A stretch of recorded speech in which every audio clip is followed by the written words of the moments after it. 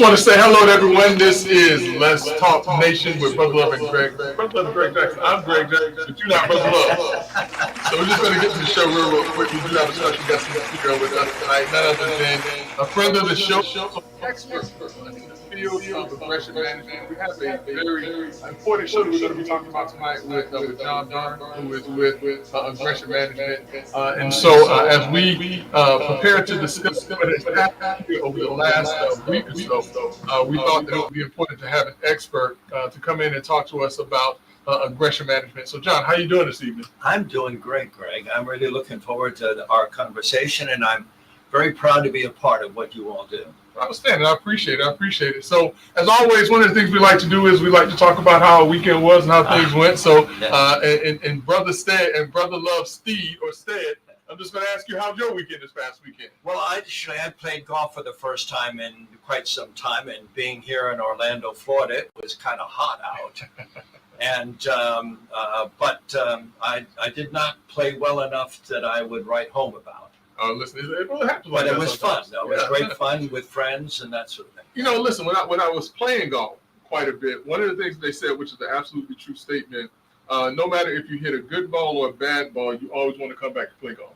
If you hit a bad ball, you want to come back to try to correct it. If you hit a good ball, you want to come back and try to repeat what you did. Yeah, absolutely. So that's golf in essence. That is golf in essence. That is golf in essence. Yeah.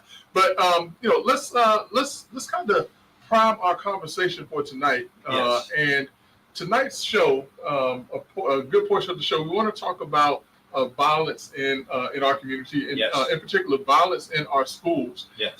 And also just talk about if there's some solutions, because a lot of times we talk about issues and problems, but we never talk about the solutions that may be available to folks in the community. But before we get to that, Brother Burns, you have to excuse me when I turn to my right and then further to my right and say to my good friend, Brother Love, let's get it on. No. See, the timing was off. Yeah, you can't come in late and then say let's get it on. Now, how's the weekend this weekend for you? Weekend was great, man. And Greg, man, I tell you, it's a lot of things going on. People are really excited about just new opportunities. But, you know, there were some sad things that took place. And you engaged me. And, I mean, I missed the intro. And I'm sure you did a great one with our good friend in the studio. But that's one of the things that took place last week that has brought us to the point that the weekend, it was sad. Yeah.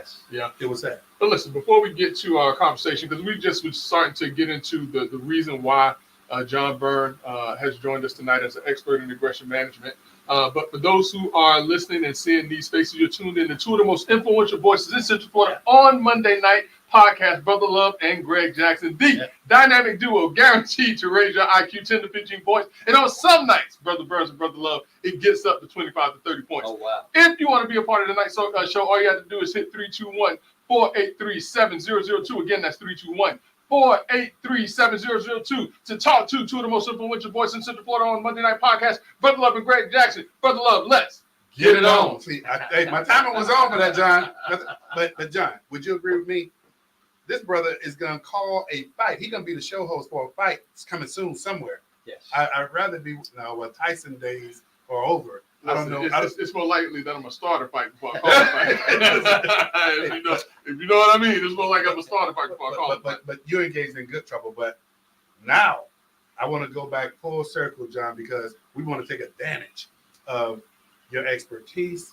And we appreciate, I know Greg is going through all of this, but we really appreciate you coming on this show to actually lend your expertise to something that, we continuously see it happen. And, I'm not sitting up here thinking that we can solve all the problems of the world, but we can help. No, absolutely. And what was so striking about the shooting in Georgia is that law enforcement actually spoke to this young man and his father a little over a year before that occurred, because he had posted something saying he was going to murder people. And they went to him and they had nothing, they could do nothing about it. They had this conversation, but because they didn't rise to the level of probable cause, there wasn't much they could do about it. You see, our whole system, Brother Love, is designed around reacting to incidents, whether that's violence, whether that's sexual harassment, abuse, bullying, discrimination, all of those steps up to where violence occurs, we react to those things. So let's do this real quick because we kind of just jumped into the conversation. I apologize. Sure. Let's talk to the people about what happened and why we're here. And so, Brother Love, he kind of touched on it, but let's talk a little bit of specifics as well. Last week in the state of Georgia, which is actually a state that I grew up in, I'm a native Floridian, but I grew up in Georgia. In Appalachia High School, a young man, 14 years old, walks into a school with an AR-15 style weapon and commits to shoot. The victims of his actions were 2 teachers and 2 students who were murdered at the hands of this young man, as well as 9 other individuals who were injured by his actions. That's right. One of the more striking things is that the kid, because of some of what was said is that maybe this was a result of bullying, but something that has come out is that he had only been enrolled in the school for 2 weeks. So if there was bullying, how much bullying happened within that course of 2 weeks? But the other more distressing thing, and this is going to catch us up to where we were, Brother Burns and Brother Love, the more distressing thing is that this kid had sent up a red flag a year before this incident happened. And it appears, Brother Love, Brother Burns, that not only did the local law enforcement fail that community, but the FBI, the Federal Bureau of Investigation, failed that community because they were well aware that this young man had expressed intentions of committing great harm to other people. And when they went to talk to him about it, they did nothing. And Brother Burns is absolutely right. We have become too accepting of law enforcement and other agencies being reactionary to these issues as opposed to being proactive. And that's the reason why Brother Burns is here tonight, because Brother Burns has a program, has a system that is proactive. Did I catch That something? is correct. Yes. All right. I just wanted to make sure that we No, got it you've on. set it up beautifully. And let me just build on that in just a moment. The Parkland shooting, not far from where we are, there were 45 calls made on Nicholas Cruz's bad behavior to the school district, to the local sheriff's office, and even to the FBI.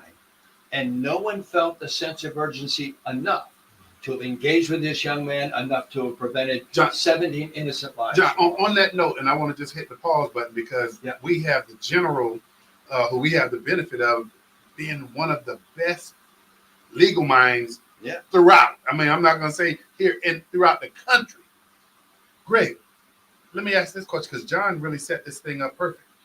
You have individuals that calls have been made, authorities have been noticed.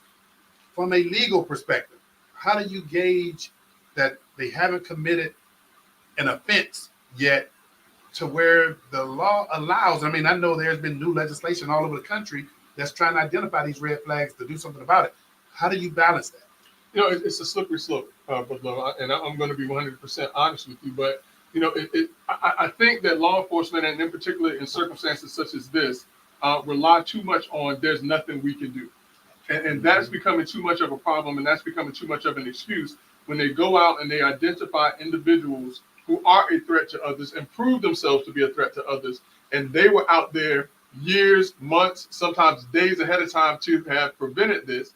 And their excuse is there was nothing more that we could have done.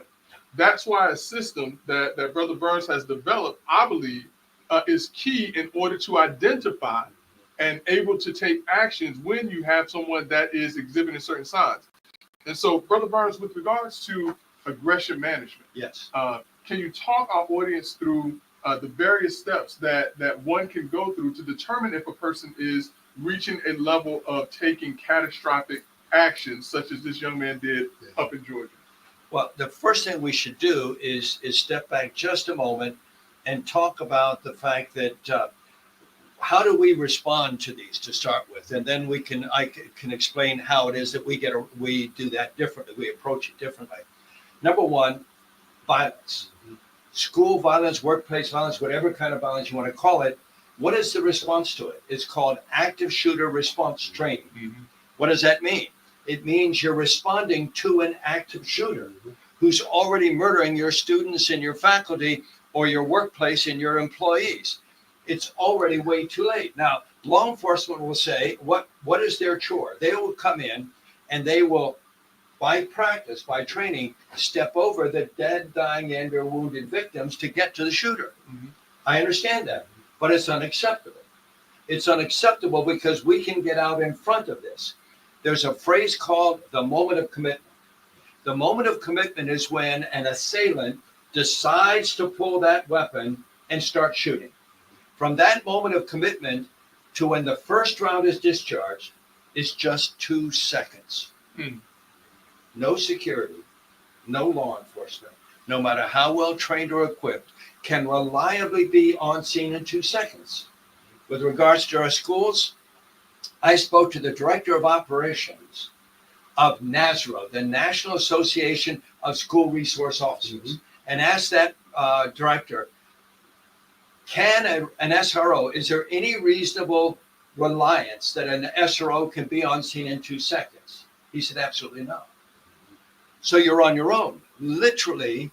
But You gotta understand. that is why I would say, and I agree with you, but that is why you have schools, you have law enforcement that are taking, unfortunately, these young, the students as well as the staff through these active shooter drills because they know it's going to take a period of time to respond. And you got school resource officers on site, but I don't have the expertise, and I'm going to say we don't have the expertise from the law enforcement aspect. But John, what you bring to the table that Greg and I have loved for years is you bring the training that helps identify Yes. these red flags and what organizations, and I know schools and school resource officers are those entities that benefit from the type of training that your organization Yes. provides. Yes.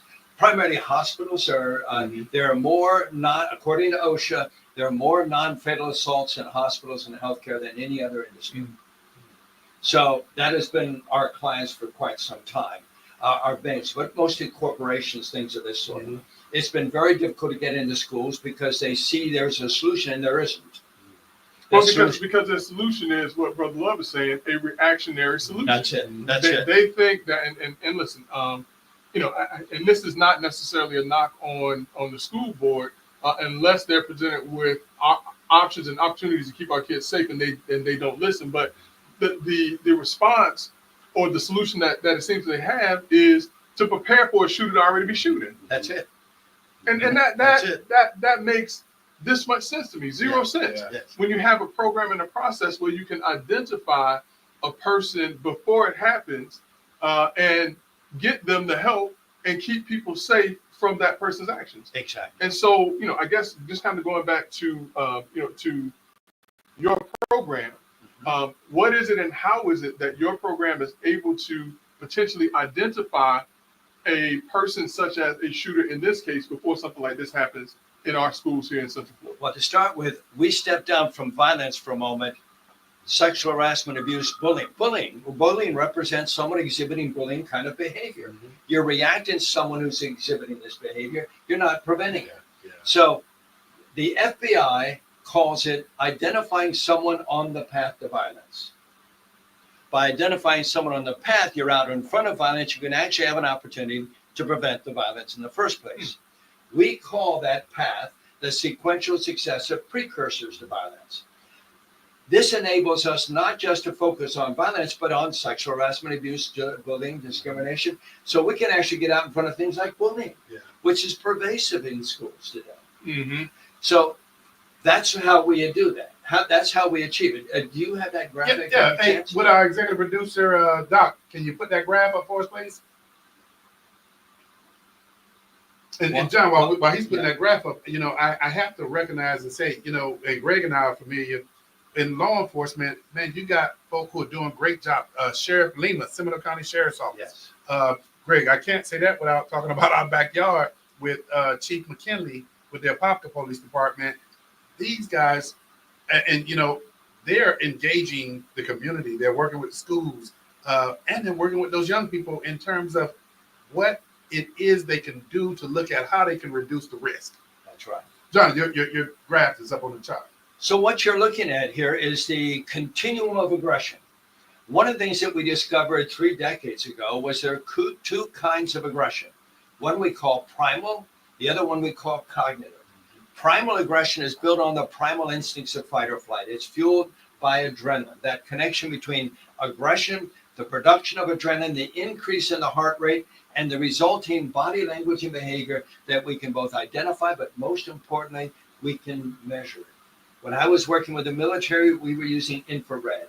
And if we could get a square inch of skin, we could identify a person's pulse rate and watch it go up and down based on the stimuli.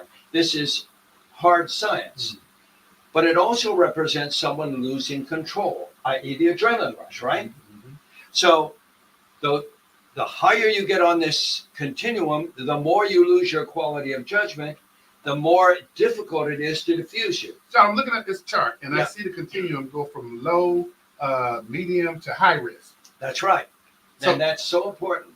So this scale, I mean, if you're basically teaching or training this, you see the different levels of risk. Yes. Yes, exactly. So why is it when we say thousands upon thousands of times, if you see something, say something, and nobody's doing it, or not enough people are doing it? Because humans tend to do what they perceive as in their best interest, right? So they don't see getting involved as in their best interest, so they don't. It's that simple. So how do we change things? Number one, they begin to see as they go from stage 3 to stage 4 on this graphic, they're not just going from 3 to 4, they're going from low risk to moderate risk. And if they do nothing, they may be at risk. Secondly, they also see that at stage 1 and 2 and 3, this is when it's the easiest to get involved with someone. If they wait, it might get to 6 or 7 and they could become a victim. Now they have the impetus to get involved, and they do. We've seen that happen repeatedly over the last 30 years. So now So- let's ask a question. So Yeah. how do you make a determination where the person is on this scale as they move through? How do you make that determination? Well, the first thing we do is identify what is a baseline, and now we're looking for aggression deviations from that baseline, and then as they go up the scale from low risk, moderate to high risk. And first of all, let's take the primal side of this. Cognitive is intent-driven aggression. We'll get to that in a moment. But primal aggression is when someone comes to work and they're scattered and disjointed. That's the first level. Why are they scattered and disjointed? Something else is going on in their world. They are not coping. You see, when humans tend to do, when they're coping, then everything is copacetic. Let's take this example. You get up late. You go in for coffee and breakfast, there is none. You get 3/4 down the driveway when you realize it's garbage. Everything is going wrong. It's going, and all of these are little explosions that go off in your head. These are all triggers. So what happens? You now get to work, and something goes wrong, and now you're escalating very quickly. So when someone comes in and they're not coping, because we cope, that's the difference.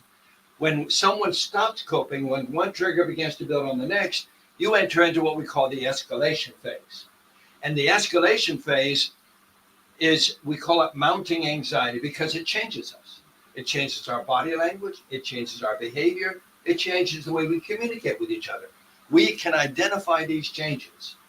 Sometimes it's as simple as you come in and you're scattered and disjointed. Why? Because you're not coping with something.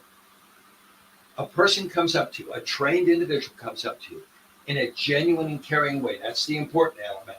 In a genuine, caring way, and says, "You look a little scattered today. Tell me about it." And you shut up. What's going to happen? Person may just explode, and Well, it builds up. if you do so in a genuine and caring way, they tend to think you care, and they respond to you in a positive way. Well, how I much just is, had well, this. how much is this related to? And I'm sorry to interrupt you. But how much is this related to a skilled individual? That, I mean, you just kind of helped me make a point. A person has to identify that, and you don't have a large pocket. I mean, I'm one of those folks that in my daily day, I'm ripping and running. I may not observe that. Well, we train you to observe. Oh, okay. And we have 2 levels of training, because some people want to train all people with all skills, but that's not typical. So we train one level, the lowest level, we train what we call aggression first observers. These are people who are trained to identify these objective, measurable observables. Mhm. These are not subjective references like scary, strange word in medicine that take you down the rat hole of he said, she says. This is objective, measurable observables of human-based aggression, which enable you to identify, and these are scientifically validated as reliable. So because they're so, and they're intuitive. So I'm often asked, how much education do you need to do this system? Not very much if you've lived life at all. Because what you're seeing, you're going to say, yeah, of course that's what it is. And this is where the scale, we're on the scale where it should be. So it is very easy to learn. It's very easy to utilize these precursors to these indicators. John, here's what I got to ask you too. Mhm. You talk, I mean, you're in hospitals. We talk about this being a good training for law enforcement and for schools. Is this a good training? I know it could be a good training across the board for any population, but what about the general public?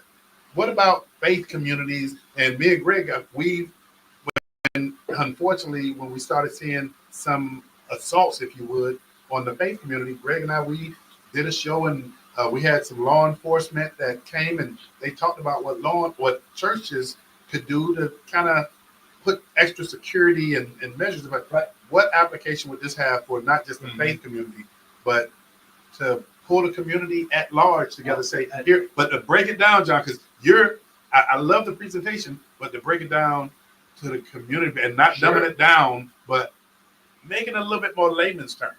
Sure. So what do? I mean, right now, and law enforcement has their role, and it's an important one. But what are they teaching them? They're teaching them how to respond to an active shooter. So how do you get out in front, especially in a church-like community where you really try to care about people? Then it's more easy to go up to someone and say, "You look a little scattered today. Tell me about it." Yeah, you're right. And then you shut up.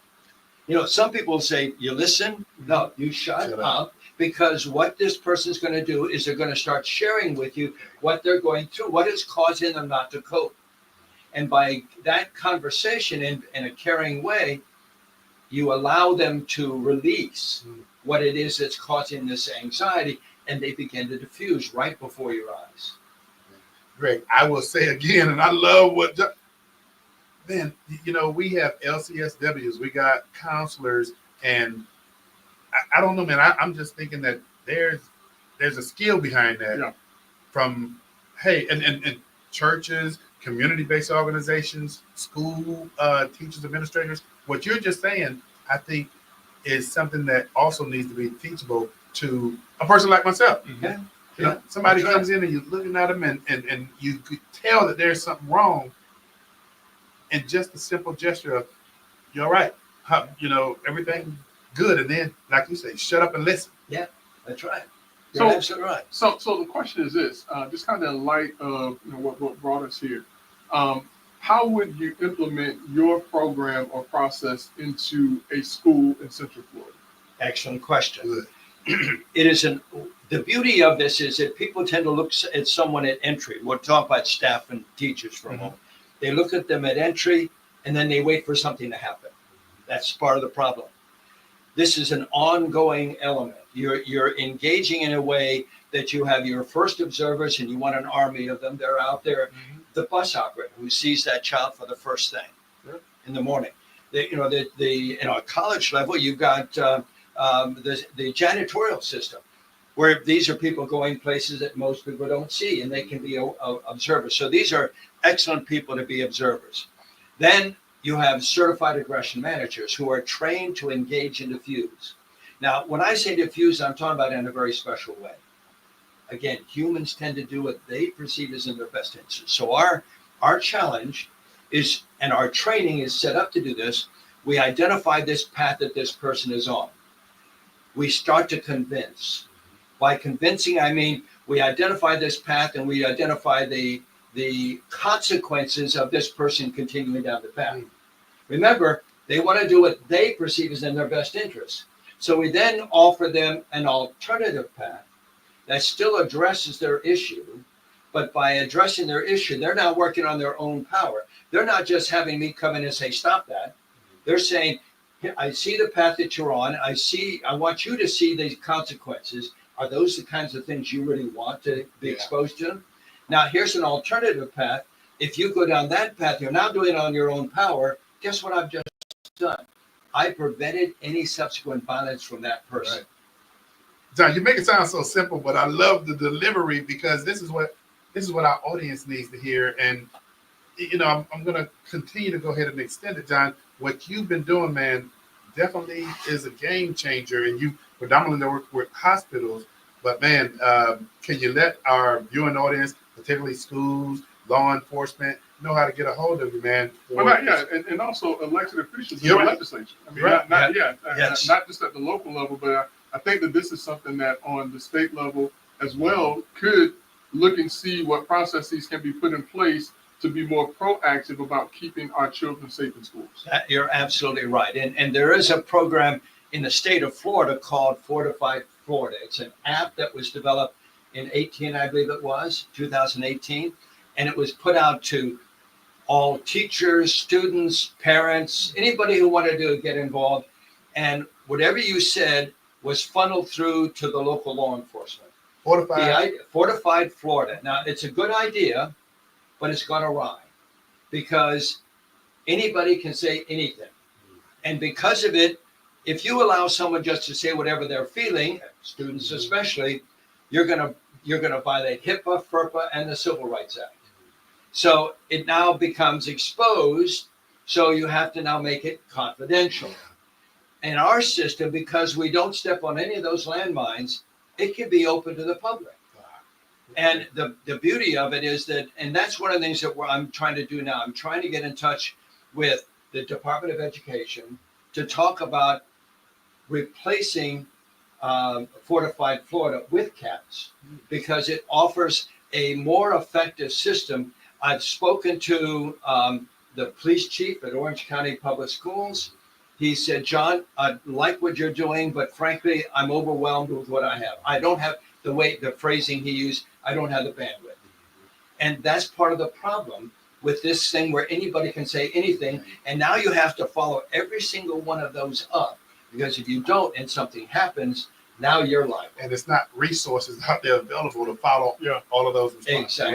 Exactly. So that's part of my initiative of trying to get with the state of Florida and the Department of Ed to see what we can do to help there. Great idea, Greg, when you made the reference to John, getting engaged with our legislative leaders, our local elected leaders. I think the more dialogue that takes place, the closer you can actually get to getting across the finish line with a service that can actually save lives. Right.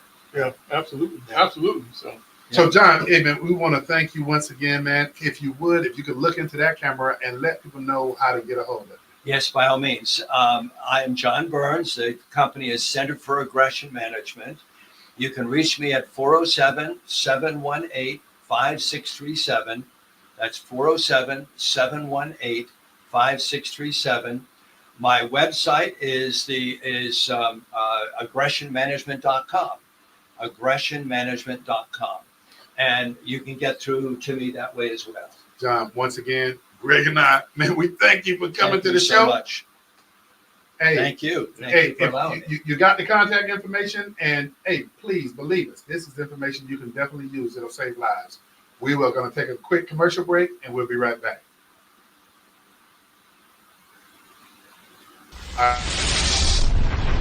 Joe's European Quality Auto Repair.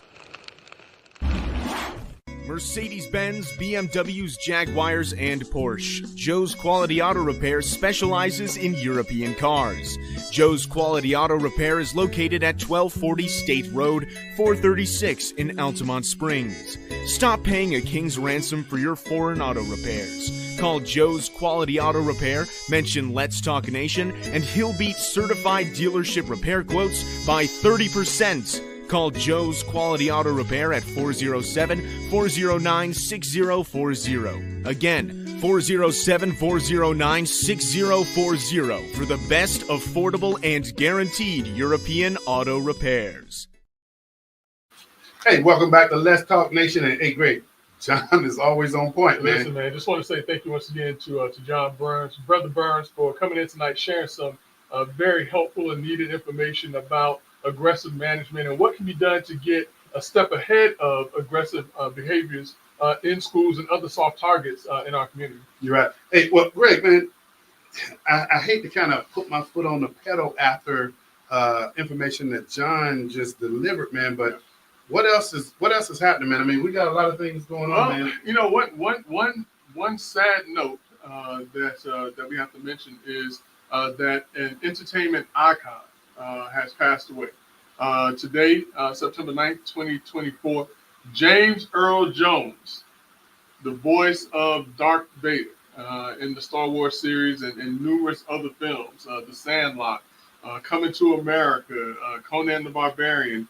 I think I remember him first as playing Alex Haley in the miniseries of Roots. Is how long I know, but he's been around in the entertainment industry for decades upon decades. And so today, James Earl Jones passed away at the age of 93, brother. Wow. Yeah. So, hey, an icon. And Greg, you know, I do, and I apologize that we didn't do this in the opening of the show, but a good friend of ours. Yeah. Want to extend our condolences to Dr. Randy Nelson. He lost his sister last week. And so when I say Dr. Nelson is one of our brothers, man, I couldn't speak more power to it. Dr. Nelson, we want to extend the condolences to you and your family. Absolutely. Yeah, hearts, thoughts, and prayers go out to the Nelson family. And of course, he knows if there's anything that we could do, it's just a phone call away. So Greg, I got something else for you, man. Yeah. Do you know what's going to be taking place tomorrow? Of course I do.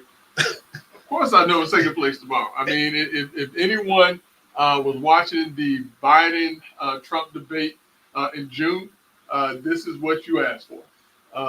After that debate in June with Joe Biden and Donald Trump, Joe Biden, within a month of that debate, dropped out of the race, and the Vice President of these United States assumed his position as the nominee for the Democratic nominee for president. And so now it's time to have a conversation about it. They're gonna get on television tomorrow and let's talk about it. Hey, but Greg, you know, I will say to our audience, Greg and I, we're not big fans on polling, but Greg, what do you anticipate regarding the viewership of this debate? No, I think the viewership is going to be through the roof. After the debate with Biden, after the Democratic Party was so up in arms, so to speak, and now that they have the candidate that they say that they wanted, I think that folks are going to be there to watch and listen and see exactly what the plan is on the Democratic side. The other thing, though, that's more interesting is that since Kamala Harris has taken the reins as the Democratic nominee, if I recall correctly, she's only done one interview, and that one interview was 16 minutes and 29 seconds. And so the American public, the Democratic voters, are looking, and voters, not just Democratic voters, but apparently Republican voters as well, are waiting to hear what her plan is for moving this country forward. Because up until this point, aside from a few things that she has mentioned, that Trump has mentioned, her thing has been that she needs to be elected because Trump is bad for the country. So we have to hear more than that at this debate. Much Greg, more than that. so the debate is taking place tomorrow. Greg, where is it taking place at? I mean, in what is city? it in Pennsylvania? Is it I want to say it's in Pennsylvania somewhere. One of the key states that. One of the key states. And apparently, the polling, with recent looks at polling and things, apparently the polling for Kamala Harris is somewhat stalled for right now. It hadn't gone down, but they're not seeing that trajectory of what it was going when she first announced and got into the race. I haven't heard in a little bit of time how much money has been raised because obviously, she could not keep up with the 100 million, 300 million, haul that she was bringing in. And I'm sure that slowed down a little bit. So I now think that things are starting to level off. This excitement is dissipating somewhat. And people really and truly want to hear now what is the plan and is that a viable plan? Here's one for you, Greg, and I'm gonna ask this question to you. Mm-hmm. What's one of the things that you think people want to hear most about from both candidates? If I had to guess about one thing that is of utmost importance is going to be the border. Okay. A lot of folks want to know what's going to be done about the border. Kamala Harris was the border czar Mhm. for all practical purposes. There are news reports that are out there where they were asking her, when are you going to go to the border? Asking her, what are you doing about the border? And as a matter of fact, there was a time period where they said that she had abandoned her post as the border czar. Trump has been very vocal, and this is one of the things that when the debate was taking place with Biden, he was very vocal about the number of undocumented or illegal individuals who have come into this country. The fact that those individuals, a number of them have been found committing crimes in this country. As a matter of fact, I want to say that either you or Dr. Light were circulating a video, and I don't know if it's in Chicago or somewhere else. Colorado, where Yeah. now the Venezuelan gangs Mhm. are taking over housing projects and moving people out of their projects. There are a number of instances of violence across this country where the individuals committing the violent acts are those who are in this country illegally. Heck, I mean, less than a year ago in New York, there was a police officer who was assaulted by an illegal, I think 5 illegal, illegal immigrants, and there was nothing that could really be done because they were let off on a All right. I mean, released on their own recognizance. yeah. And so that I think is going to be a very, very big issue, particularly where non-Americans are receiving funds to stay in this country. See, why are you taking away some of my thunder? Let me ask the question. My bad. So you already beat me to it. But Greg, that is one of the other issues, and you've seen it more and more in Chicago. But one of the items that really impressed me when you saw Stephen A. Smith, the announcer on ESPN, and he coined this, make this make sense to me, when he talked about all of the money that is being found. And come on, man, we're not haters for people to come and enjoy the American dream. We want to see people do it, but we want to see them do it the right way. Right. But then, is it Chicago or California where individuals that are coming to the country are receiving stipends like $4,000 a month? In Chicago, That sounds like something California would do. and in Chicago, you have community folk, and I'm gonna say black folk, that are going to the city commission meetings now and saying, how are you able to find money to do this when our communities are falling apart?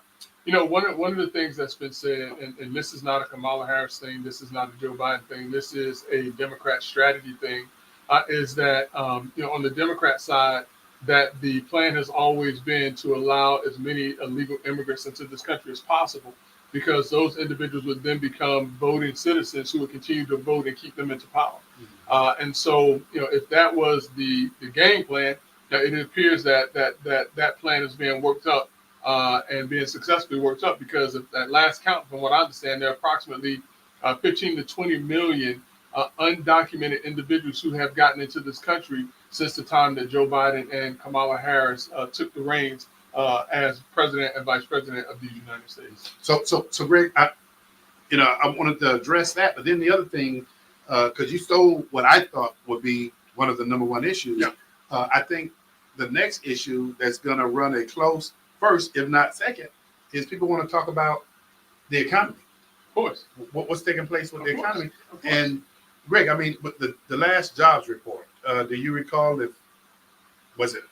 They didn't meet the numbers, and I think that for this month, I think that the numbers are supposed to be 188,000 or something, which is lower than what it was projected to be. And so, the job numbers aren't what people would expect in a booming economy that we're being told we are in right now. Because remember, they're telling us that everything is fine. We're being told that gas prices aren't too high. We're being told that food prices aren't too high. That this economy is working. But if we go and we talk to everyday people, this economy is not working. This economy is causing individuals to make hard decisions between, do I put gas in my car or do I put food on my table? And I believe that's what people are going to be listening for. No matter, from both candidates, I think people are going to want to hear what are some of the solutions to undocumented immigrants coming into the country. What are some of the solutions to impacting and addressing the economy? Greg, I also still believe people are going to be having conversations to talk about the plight of American citizens, the homelessness that's taking place. What are we doing to address that? What are we doing to address veterans that have served this country that are living on the streets? Yeah, but listen, I mean, I think also, people need to be very careful, because they keep saying and thinking that Kamala Harris is going to get on the stage with Donald Trump and going to destroy Donald Trump. Keep a couple of things in mind.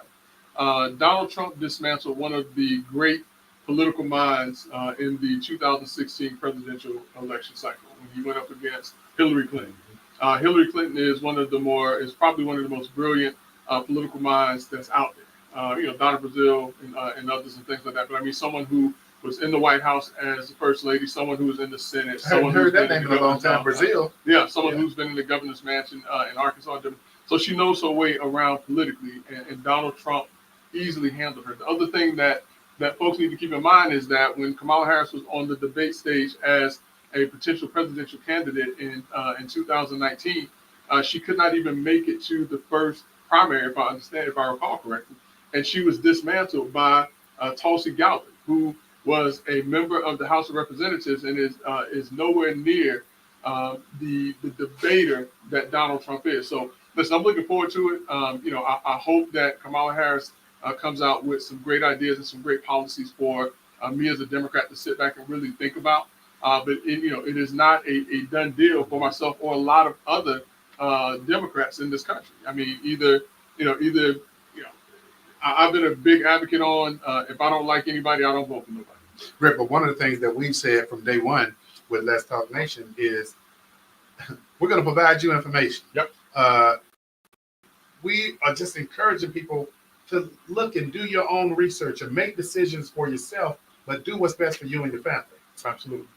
So, but Brother Love, as we start the transition, I believe that we're going to have a special caller that's going to be calling in tonight to talk to us about an annual golf tournament that is a local event to help raise monies and funds for the youth.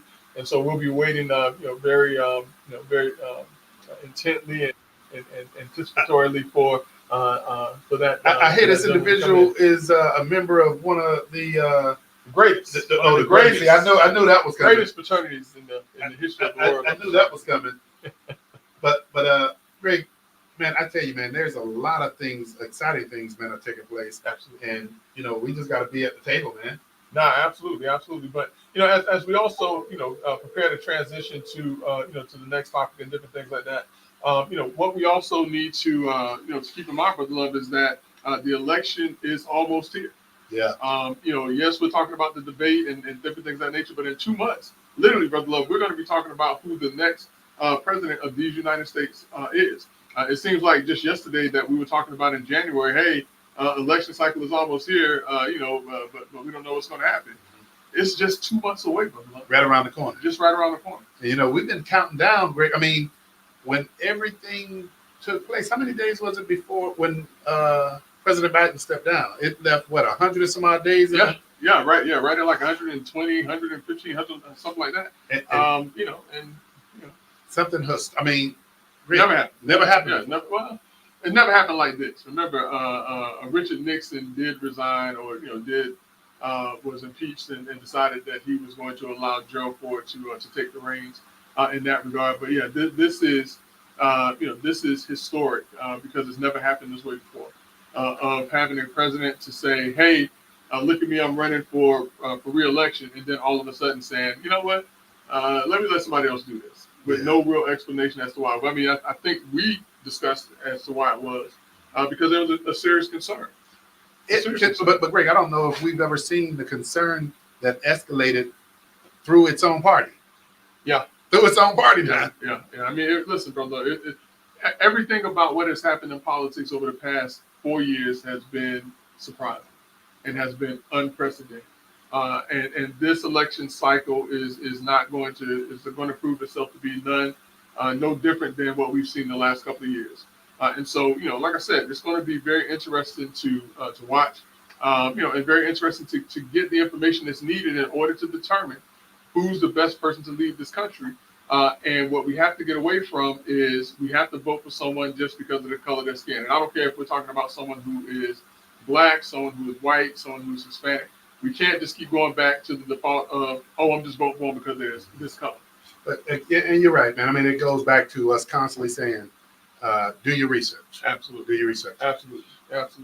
So, Greg, what else do we have on the radar, man? I mean, we got we have runoffs that's taking place here in the local community. We do have runoffs that's taking place. So, we have Commissioner Uribe for the County Commission District 3 race.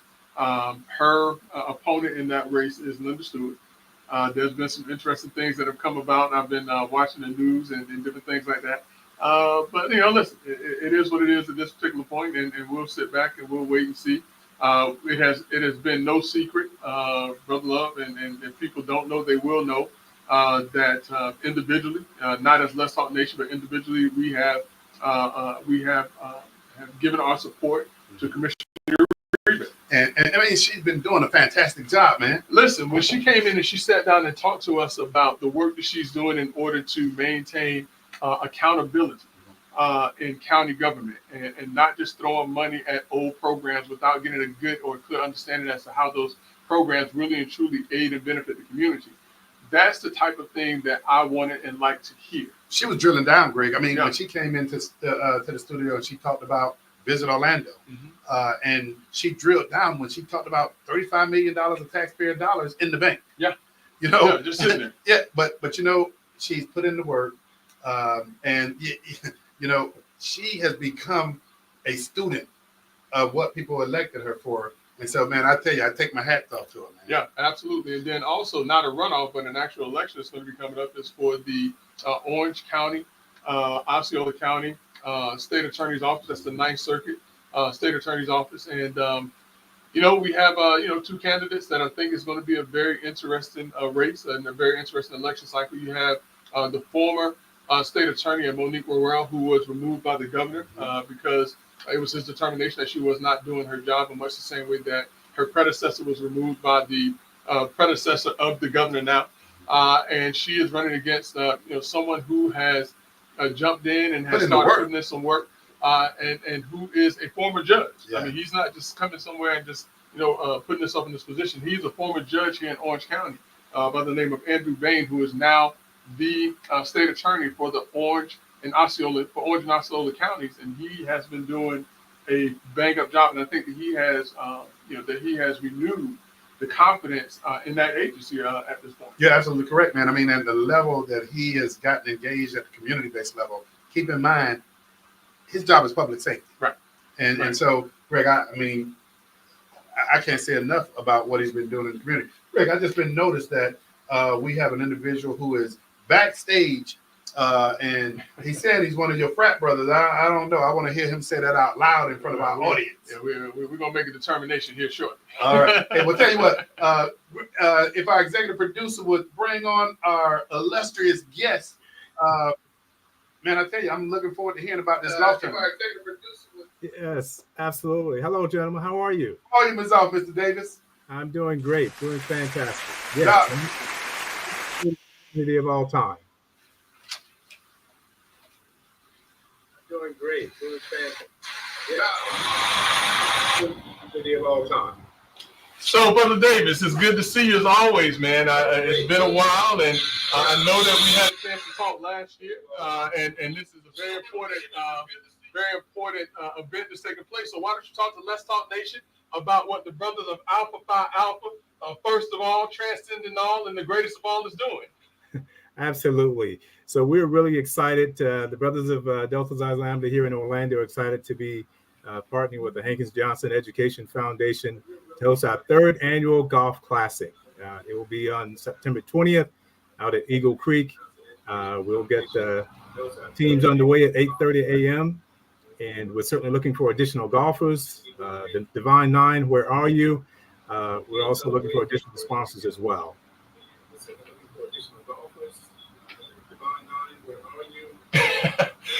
So what can folks do in order to get involved, get engaged, to get a foursome or a single or whatever it is that they need to do to not only support, but to come out and show what type of skills they have on the golf course? Exactly. So just simply go to hjef golfclassic.com and you can register there, or you can go to hankinsjohnson.org. You can also find the golf event listed there and register. Again, it's an opportunity to come out and just register yourself. If you can put a team together, that's awesome as well. But everyone is welcome. It's a great day, great opportunity for networking. It's all for a really great cause because our focus is on building stronger communities through youth development, right? So we provide academic scholarships to graduating high school seniors. We have a mentoring program for boys in grades 7 through 12. We work with the Head Start programs here in Orange County and in Orlando. We also launched a STEM club for elementary age kids this past spring semester in one of the schools here in Orlando. So a number of ways that you can support the things that we're doing in the community. So now, in terms of, and I talked a little bit about the, about the golfers and things like that. What about sponsorships? How does one sponsor or become a sponsor, and what are the various levels that folks can consider for sponsorship?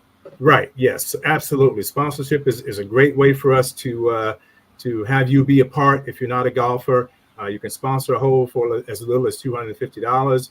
You can be a bronze member for $500. That will include you being able to play a round of golf as well, and you'll be represented with all of our marketing. Brother Davis, Brother Davis, I don't mean to interrupt you, but let me ask you this question.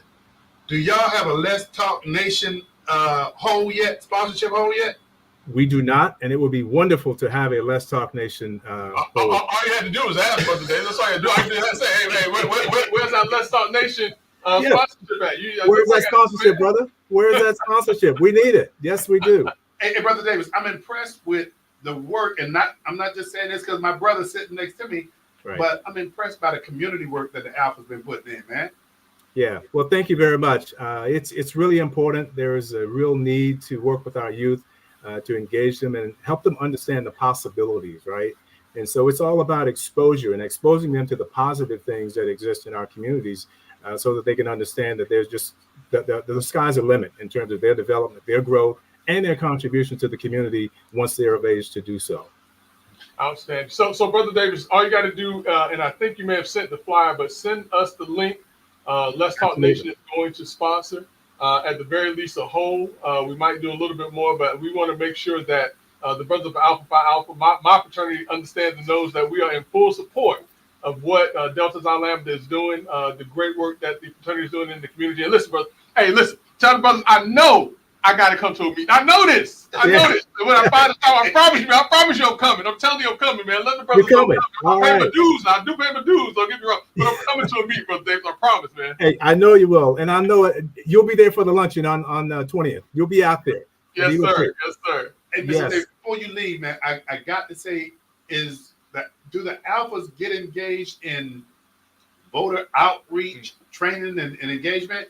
Yes, absolutely. I already knew the answer to that question when I asked. So here's what I want to make sure you know and our viewing audience knows is a good friend of Greg and ours, who happens to be the supervisor of election, has launched what's called OC Vote, Orange County Voter Outreach, Training, and Engagement. And it's an opportunity for organizations like the Alphas, but this is across the board to the entire community, that you can actually apply for micro grants to get out the information about voting. How do you access voting? To educate folk about how do you go get your mail-in ballot to come to your home? How do you find out what precinct you're supposed to vote at? So, Brother Jackson, what the Alpha's been doing, and I'm going to give a credit to those Kappas, those Qs, the sororities out there. Divine Nine. Yeah, like Brother Davis said, yes. Divine Nine. That's right. Divine Nine. We're absolutely partnering together to get out and reach as many communities and as many homes as we can and potential voters. We had brothers working last weekend as part of the phone bank effort, and we'll be canvassing up this upcoming weekend as well. So we have a full schedule leading right up until the election to be as involved and as engaged in the communities as much as we can to raise people's awareness and provide voter information and education. Hey, thank you. Hey, you know what? Thank you, but Pinto and also the young brother, Brother Pinto and Brother Battles. Yes, they are working extremely hard to keep us engaged. Absolutely. But Brother Davis, we took you kind of off topic because you're here to talk about the educational component of what's taking place. Once again, just let the folks know about the date of the event, what's taking place, and how they can be a part. And don't forget to send us that link to. But go, Brother Davis, let folks know what they need to do and how they can do it. Will do, absolutely. So it's the Hankins Johnson Education Foundation Golf Classic, September 20th, Eagle Creek, hjeffgolfclassic.com, or go to hankinsjohnson.org and you'll find the event listed there as well. You may sponsor a hole for as little as $250, and we'll certainly welcome you to come out and play with us. Hey, listen, Brother David, as always, man, it's good to see you. Good to hear your voice. And listen, man, Let's Talk Nation is always here to support what the brothers of Alpha Alpha are doing, man. So keep it Thank going. you so much. We really appreciate the support. Look forward to the next opportunity. See you soon. Thank you, Brother Davis. All right, take care. Appreciate it. Bye. Hey, Brother Jackson, man, I tell you what, man, I'm proud of what those brothers out there doing. You know, listen, we talk a lot of trash back and forth between the fraternities and things like that, but you know, the truth of the matter is that we're all doing some great work, respectively. I don't want to say I just so happen to be, because this was very purposeful for me to become a brother of Alpha Phi Alpha. But I am an Alpha, and I'm very proud of the work that the brothers are doing at Delta Xi Lambda and as a fraternity as a whole. But I'm also very proud of the Kappas. I'm also proud of the Zeta Phi Betas and the Phi Beta Sigmas and the Omega Psi Phis and the AKAs, and I apologize, the Sigma Gamma Rhos, the Delta Sigma Thetas, all of the organizations, the Divine Nine, that do their respective work to help our community to grow, to become educated, to be well-versed in how to be better citizens in this country. Man, I'm not gonna even try to follow up behind that, man. Greg, I'm just gonna say thank you to the Divine Nine. Thank you for the work that they do, brother. I mean, we've reached the point and part of this show, man, that it doesn't get any better. Oh, not at all, brother. It doesn't get any better. So, hey, Brother Jackson, once again, man, I want to thank you for having your fraternity. And I know I haven't played golf in 6 months or so, so I don't, you know, I've watched your swing before too, brother. You ain't gonna see me out there swinging no golf club. Hey, It's been 6 months for you. Tack on a whole bunch more time than that for me, man. I'm with you. Last time I went out and I tried to golf after the time, I threw out my shoulder. Well, I throw out my shoulder all the time now. Yeah. Hey, Brother Jackson, man, once again, we have another great night, man. Love the topics. Some of them sad, but we got to get them out. Absolutely. Brother Jackson, you do not have to go home. But you got to get out of here. Until next week on Let's Talk Nation, hey, tune in and join this conversation.